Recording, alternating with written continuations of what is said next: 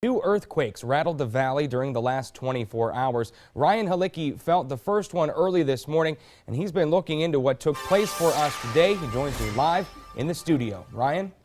Well, yeah, Dan, I actually felt that first quake shortly before 2:30 this morning. I was just kind of relaxing on the couch after working last evening and felt a whole rumble through my entire apartment. Now, according to the USGS, there was a second one that took place later in the morning. ODNR has taken notice of this and is investigating the cause, and new at 6 tonight. We have also heard from the company that is operating Utica shale wells near the quake's epicenter.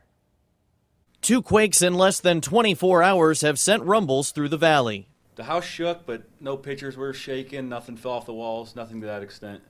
Seismographs measured a magnitude 3 quake shortly before 2:30 in the morning Monday, a second at 11:44 in the morning. That one was a 2.6 magnitude. YSU geology professor Dr. Ray Beiersdorfer says they are weak quakes. They wouldn't be considered damaging. They'd be felt by people depending, how close they were to the epicenter. Beiersdorfer feels the quakes could have been human-induced. Now, these earthquakes here are happening, again, in an area that hasn't had any earthquakes, and it's in close proximity to where they're fracking. So it's a valid hypothesis that there's a connection between them. I reached out to ODNR to see if they were looking into anything with wells located very near the epicenter of these quakes. This is the response I received.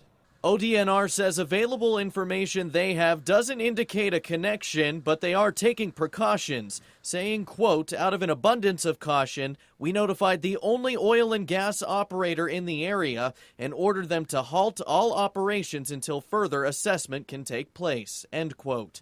The company operating shale wells near the earthquake epicenters also reached out to us, saying in a written statement, quote, Hillcorp agrees with the ODNR that all activity at the site will be suspended immediately until we determine it is safe to continue our operations.